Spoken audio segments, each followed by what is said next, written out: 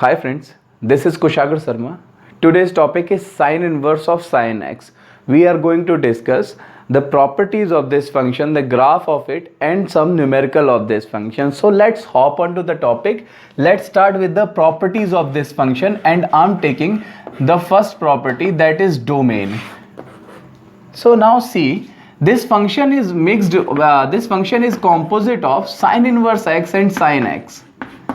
You can clearly see that this function is composite of it. So since we all know domain of sine inverse x is -1 to 1. So sine inverse x हमेशा चाहेगा कि इसमें जो x है वो -1 से 1 रहे, और फिलहाल इस फंक्शन में जो x है that is sin x. sin x के लिए we all know that this function is oscillatory function. ये फंक्शन हमेशा -1 से 1 रहेगा. आप x की कोई भी रियल वैल्यूज रखेंगे इस फंक्शन में, ये फंक्शन आपको -1 से 1 के बीच ही वैल्यू देगा. इसका मतलब है कि इस फंक्शन की जो भी वैल्यू आएगी साइन इनवर्स x उससे सेटिस्फाइड रहेगा, क्योंकि साइन इनवर्स की डोमेन ही -1 to 1 है. सो वी कैन से कि डोमेन x की कोई भी रियल वैल्यू, आप कोई भी रियल वैल्यू इधर रखेंगे, साइन x जो है आपको -1 से 1 वैल्यू देगा और साइन इनवर्स जो है अपना सेटिस्फाइड रहेगा. तो इसका जो डोमेन होगा इस फंक्शन का, डोमेन हो जाएगा आपका ऑल रियल नंबर, क्योंकि सारे ही रियल नंबर इधर पे आपको सेटिस्फाई करा देंगे इस फंक्शन में, क्योंकि साइन एक्स जो है आपका ऑसिलेटरी फंक्शन है और -1 से 1 ही वैल्यू देता है. Now let's move towards the range. Now what is the benefit of this? इसका बेनिफिट हमें मिलेगा कि जब हम ग्राफ बनाएंगे तो हमें पूरी की पूरे रियल एक्स एक्सिस पे ही ग्राफ बनाना पड़ेगा. There is no boundary for this function on x axis actually. Now let's move towards the range.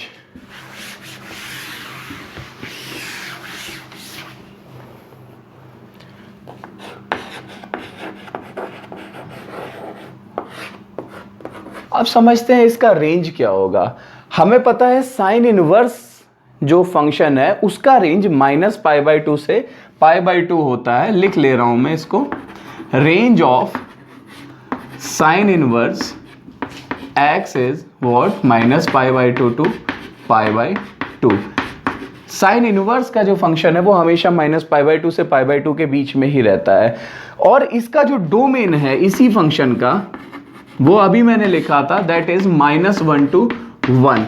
अब इसका मतलब क्या है कि अगर डोमेन -1 से 1 रहेगा, यानी आपका साइन इनवर्स x में इनपुट जो है वो -1 से 1 रहेगा, तो हमारा साइन इनवर्स x जो आउटपुट देगा वो -π/2 से π/2 के बीच में देगा.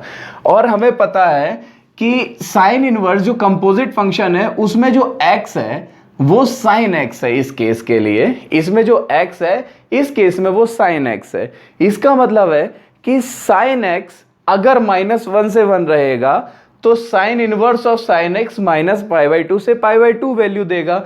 और हम क्लियरली जानते हैं कि sine x is an oscillatory function, वो -1 से 1 ही रहता है. इस वजह से लिख रहा हूं since sign x always lies from -1 to 1, it means this whole function will give the values or the outputs within -π/2 to π/2, or we can say range of this function will become -π/2 to π/2. I think this is clear to you why it is -π/2 to π/2.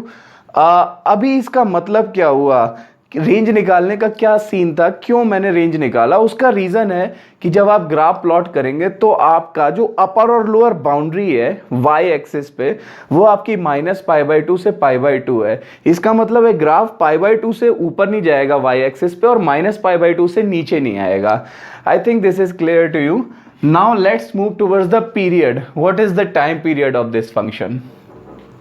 This function is periodic और not? Let's discuss it. We all know the funda for getting period is fx equals to fx plus t, where t is the time period of this function. So let's put t equals to pi in this function. We will get sine inverse of sine x equals to sine inverse of sine pi plus x, और हमें पता है sine of pi plus x minus of sine x होता है, तो ये हो जाएगा sine inverse of minus of sine x, which is definitely not equals to sine inverse of sine x. It means pi is not its period. Now let's move towards the 2 pi. This will become sine inverse of sine x equals to sine inverse of sine 2 pi plus x, and sine 2 pi plus x is sine x since it's in first quadrant, so this will become sin x, which is definitely equal to the LHS, so we can say its time period is 2 pi. So another point is time period is equals to 2 pi. It means we have to observe this function only up to 2 pi interval. After that we will copy and paste all the same values throughout the real line. Now अभी हम देखते हैं कि ये function का nature कैसा होगा, then we will move towards the plotting it.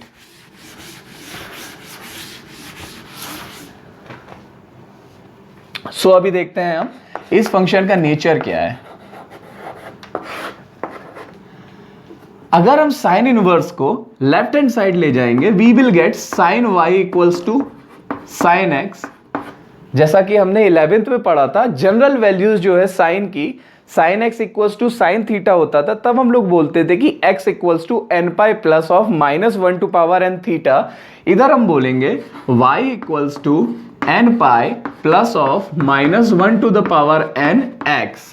Now you can clearly see this is constant, so this is a linear function. Since it's a linear function, hence our function will be a linear function. So हमें nature भी इसका मिल गया, function is linear. I guess you guys got the point कि इसका function जो है linear रहेगा, कोई कर्व नहीं लेगा. इट मीन्स जब भी हम फंक्शन को प्लॉट करेंगे, we only have to do is get 2 points. We will draw the straight line instead of it, और and we will get the function.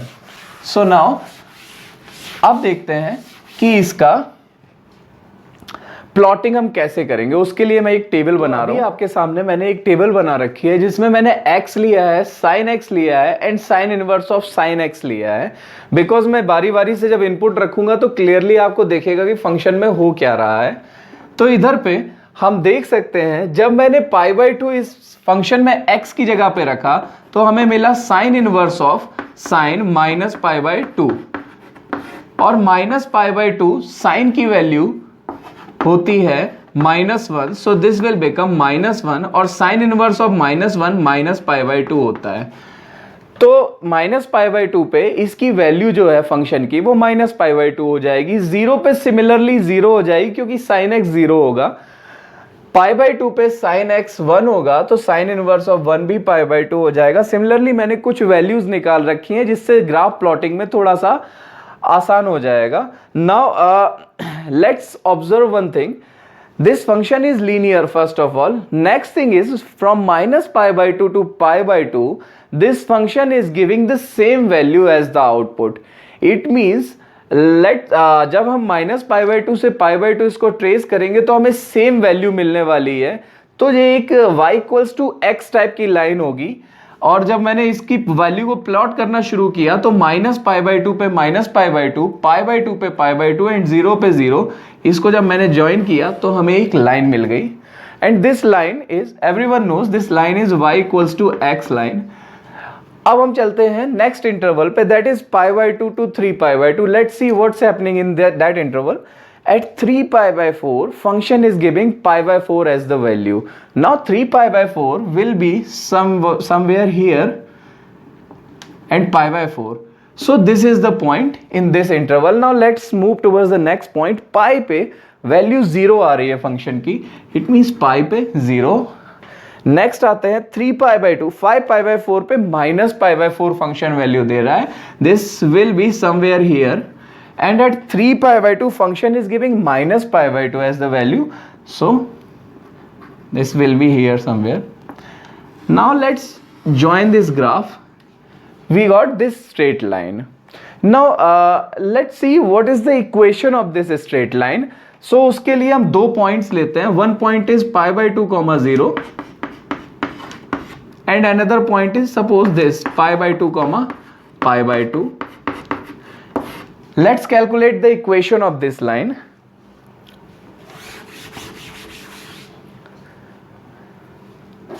I'm using 2-point form. Y minus y1 equals to y2 minus y1 upon x2 minus x1 x minus x1. So here we will get pi by 2 upon minus pi by 2 and this is x minus pi. This will get cancelled and we will get y equals to minus x plus pi, or we can say pi minus x. So this line, this equation of this line will be y equals to pi minus x.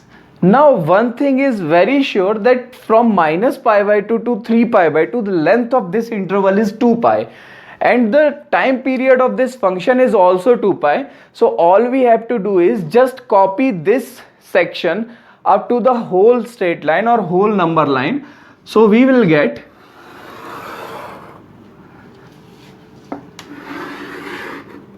this, and this graph will keep going like this in the whole real number line.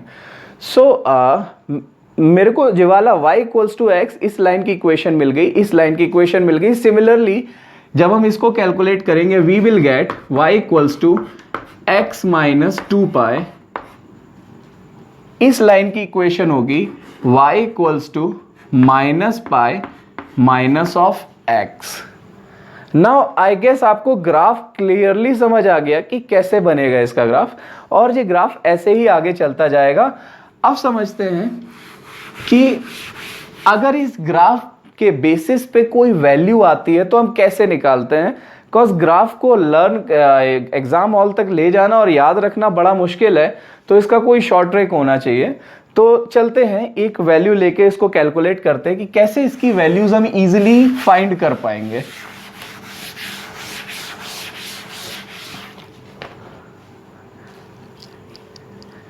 एक value लेते हैं sign inverse of sign 7 pi by 4. इस question में इतना complication नहीं है क्योंकि हम 7 पाई बाय 4 को कैलकुलेट भी कर सकते हैं, and that will B 7 pi by 4 को हम लिख सकते हैं 2 pi minus pi by 4. 2 pi minus pi by 4. This angle is lying in the second quadrant, fourth quadrant. So in that quadrant, sine inverse of sine will be in negative in that quadrant, and minus of sine pi by 4 हो जाएगा. Sine pi by 4 is 1 by root 2, so this will become minus of 1 by root 2, and sine inverse of minus of 1 by root 2 will be minus of pi by 4. This was easier to calculate. Some value will be in radians or numbers. Now see सबसे पहले हम calculate करेंगे कि 10 पाई जो है वो पाई के किस मल्टीपल के पास वैल्यू दे रहा है. उससे पहले समझते हैं कि हम ऐसा क्यों करेंगे. माइनस पाई बाय 2 से पाई बाय 2 जब भी साइन इनवर्स साइन इनवर्स का वैल्यू जब भी माइनस पाई बाय 2 से पाई बाय 2 के बीच में रहेगा, या हम बोल सकते हैं माइनस 1.57 से 1.57 के बीच में रहेगा, हम साइन इनवर्स ऑफ साइन को रिमूव कर सकते हैं एंगल से. नाउ देखते हैं 10 जो है वो अपना अप्रॉक्सीमेटली 3 पाई के पास की वैल्यू है. बिकॉज 3 पाई को जब हम कैलकुलेट करेंगे तो जो होगा जाके आपका 9.42. नाउ सी 10 एंड 9.42 के बीच का गैप कितना है. 9.42 जब हम सब्ट्रैक्ट करेंगे तो हमें मिलेगा अप्रॉक्सीमेटली पॉइंट का 0.58 माइनस 1.57 से 1.57 के बीच में बिलोंग कर रहा है. इसका मतलब है 3 पाई हमारी एक रेफरेंस वैल्यू हो सकती है. सो अगर ऐसा हो सकता है then we move towards the final step. हम इसको लिखेंगे sine inverse of sine. Now 3 pi is odd multiple of pi, and for odd multiple हमारा जो एंगल है वो थीटा माइनस एक्स के फॉर्म में होगा. So theta is 3 pi here and x is 10 here. We will write it as like this, और इधर से हमारा जो आंसर होगा that will B 3 pi minus 10. I think you got the point. चलो एक क्वेश्चन और डिस्कस करते हैं. मैं साइन इनवर्स ऑफ साइन 15 लेता हूं, फिर देखता हूं वैल्यू क्या आएगी. नाउ पहला काम, 15 किस वैल्यू के पास लाई कर रहा है पाई की, उसके लिए हम लोग 5 पाई को कैलकुलेट करते हैं. कॉज पाई जो है अप्रोक्सीमेटली 3 होता है, तो इट्स इजियर टू गेस. 5 पाई को कैलकुलेट करते हैं. 3.14 का जब हम 5 में मल्टीप्लाई करेंगे वी विल गेट 7.15. नाउ 15.70 और 15 में जो गैप है that is of 0.7. So 15 minus 15.70 will be minus of 0.7. So minus of 0.7 जो है हमारा माइनस पाई बाई 2 से पाई बाई 2 के बीच में लाई कर रहा है, तो हम श्योर हो सकते हैं कि 5 pi can be our reference value. Now move towards the final step. Sine inverse of sine 5 pi. 5 is an odd multiple of pi, and for odd multiple theta minus x का form होता है. So हम लिख सकते हैं इधर 5 pi minus x is are 15. So हमारा जो फाइनल आंसर हो जाएगा वो हो जाएगा 5 पाई माइनस 15. अभी हम लोग देखते हैं एक इवन मल्टीपल का, कॉज ये सारे ऑड मल्टीपल्स थे. इसकी जगह पे हम लेते हैं sign inverse of sign 13. Now 13 को हम लोग देखते हैं कि किस पाई की किस मल्टीपल के पास लाई कर रहे हैं, and that will B 4 pi. Cause जो 4 पाई है उसकी वैल्यू अप्रोक्सीमेटली 12.56 होगी, और 13 माइनस 12.56 जो है वो 0.44 होगा. So this is easy to calculate. So 0.44 minus 1.57 से 1.57 के बीच में लाई कर रहा है. It means 4 pi is our reference value right now. So हम लोग final step, sin inverse of sin. Now this is even multiple, and for even multiple angle will be x minus theta form. So हम लोग लिखेंगे x is our 13 and theta is 4 pi. So 13 minus 4 pi and our answer will be 13 minus 4 pi. I guess आपको clear हो गया कि इसके questions को हम कैसे कैलकुलेट कर सकते हैं.